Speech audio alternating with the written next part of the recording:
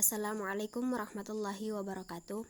Perkenalkan, nama saya Reski Amelia, NIM 210222103, kelas 3 reguler A.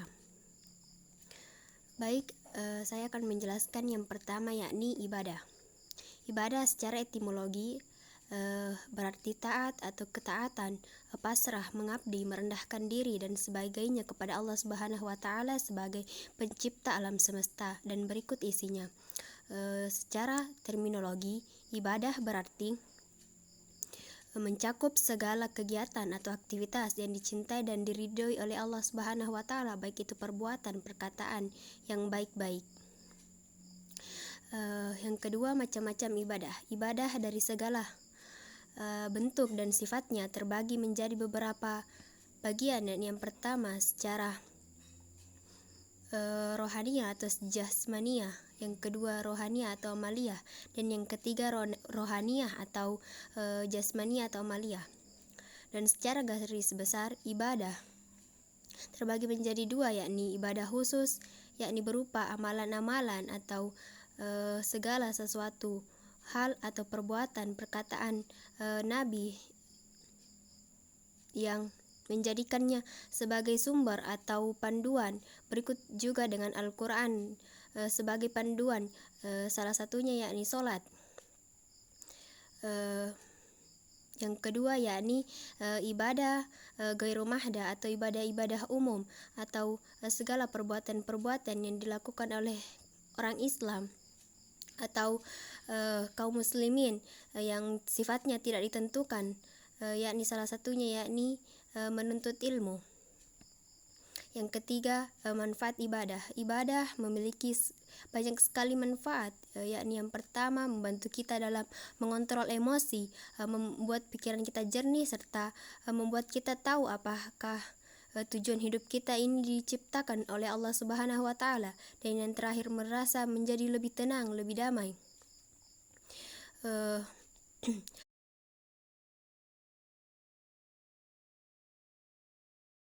Kedua yakni untuk spiritual kita atau rohaniah kita. Dalam gerakan sholat kita memulai dengan takbiratul ihram atau sebagai awal pengawalan dari segala sesuatu yang kita lakukan. Yang kedua yakni berdiri dengan tegak. Berdiri merupakan awalan dari bagaimana kita mengawali gerakan, mengawali perjalanan kita.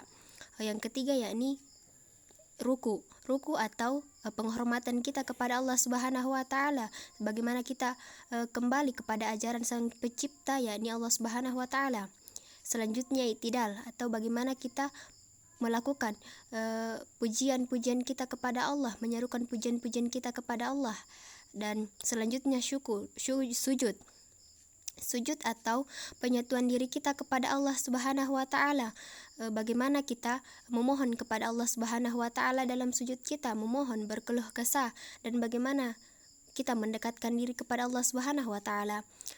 Selanjutnya nih, duduk di antara dua sujud, bagaimana kita selanjutnya melakukan permohonan kepada Allah Subhanahu wa Ta'ala, merintih, berkeluh kesah, tahiyat,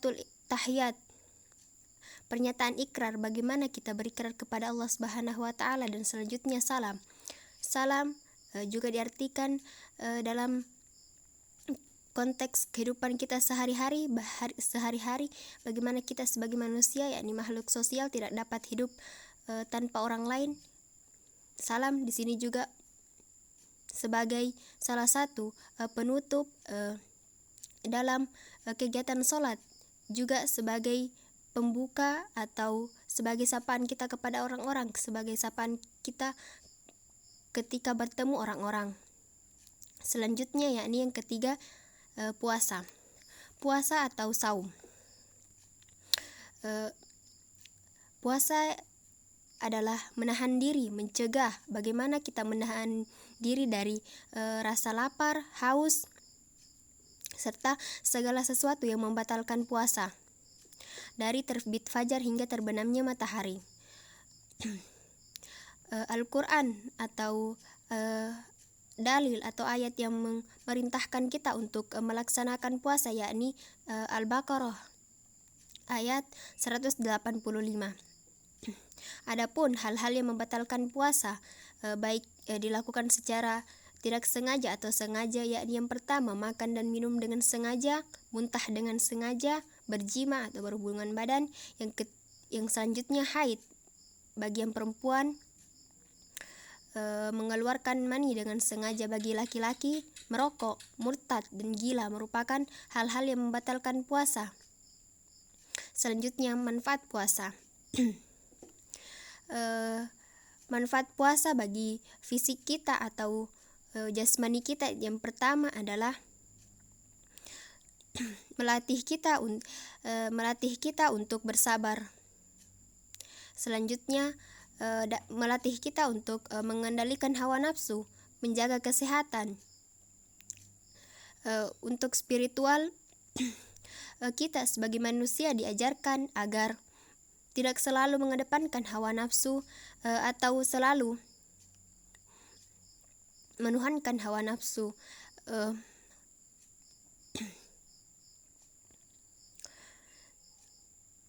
Dan yang selanjutnya haji atau berziarah, berkunjung atau berwisata suci. Dalil yang memerintahkan kita untuk melaksanakan haji yakni Al-Imran, Quran surah Al-Imran ayat 97. Syarat atau rukun-rukun haji yakni 1. Syarat harus beragama Islam, berakal sehat secara jasmani dan rohaniah, atau mampu melaksanakan rukun-rukun haji. Rukun-rukun haji yakni yang pertama dimulai dari miqat, ihram selama haji berlangsung, tawaf di Baitullah, sa'i di antara bukit Safa dan Marwah atau berlari-lari kecil, wukuf di Arafah, mabit atau bermalam di Mina dan Musdalifah, melontarkan jumroh di Mina, dan tahallul di akhirnya atau bercukur bagi laki-laki, atau memotong sebagian kecil rambut bagi perempuan. Adapun haji terbagi menjadi beberapa macam, yakni yang pertama haji ifrad, haji tamattu, dan haji qirad.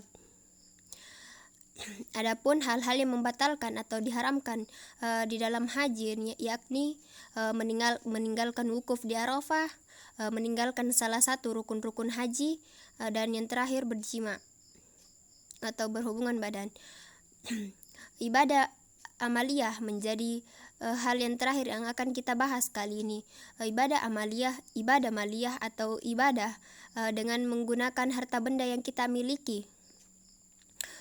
Macam-macam ibadah amaliyah yakni yang pertama zakat. Zakat sendiri terbagi menjadi beberapa macam,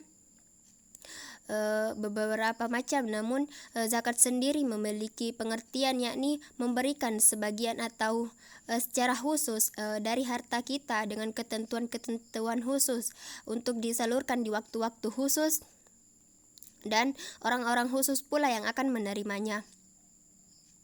Yang kedua yakni infak. Infak berarti mengeluarkan, menghabiskan, lewat, berlalu, habis, atau belanja. Menurut istilah sendiri, infak adalah mengeluarkan harta kita yang baik-baik dalam ketaatan atau hal-hal yang dibolehkan. Selanjutnya sedekah. Sedekah menurut bahasa artinya jujur atau benar. Sedangkan menurut istilah, sedekah adalah suatu amal yang dilakukan secara ikhlas atau sukarela atau semata-mata hanya mengharapkan ridha Allah Subhanahu wa taala. Selanjutnya fidyah. Fidyah atau menempatkan sesuatu pada tempatnya sebagai tebusan atau pengganti, baik berupa makanan atau lainnya. Fidyah juga berarti kewajiban kita untuk mengeluarkan sejumlah harta kita untuk menutupi ibadah yang telah kita tinggalkan. Selanjutnya kurban. Kurban atau menyembelih binatang pada hari-hari tertentu, misalnya hari raya kurban pada Idul Adha, atau hari tasyrik pada tanggal 11, 12, dan 13 Zulhijjah dengan niat takarrub atau berkurban atau mendekatkan diri kepada Allah Subhanahu wa taala. Selanjutnya akikah. Akikah adalah binatang atau hewan yang disembelih dalam rangka menyambut anak yang baru dilahirkan. atau menyambut kelahiran baru. Akikah dilaksanakan pada saat bayi berumur 7 hari, 14 hari, atau 21 hari. Selanjutnya wakaf.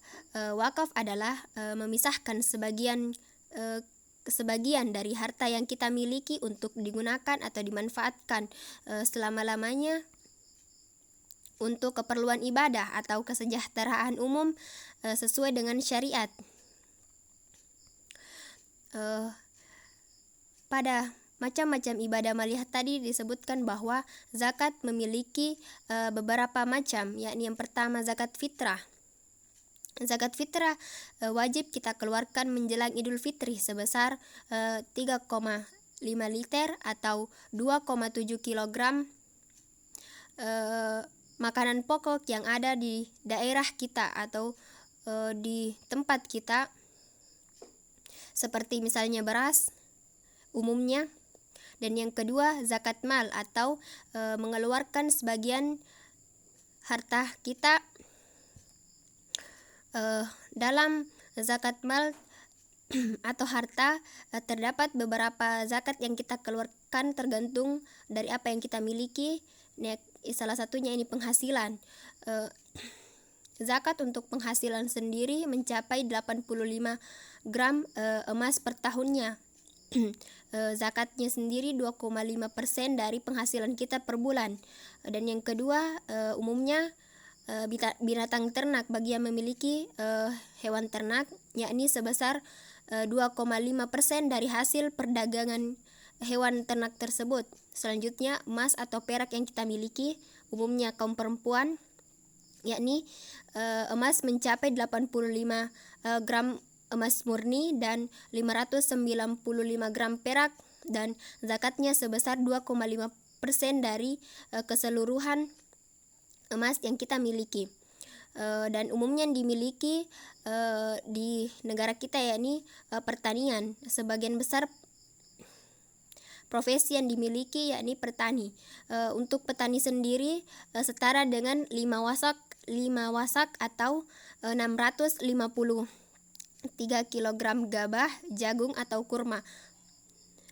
Untuk perhitungannya sendiri memiliki hitung-hitungan sendiri, yakni sebesar tergantung dari seberapa besar jumlah yang kita miliki dari hasil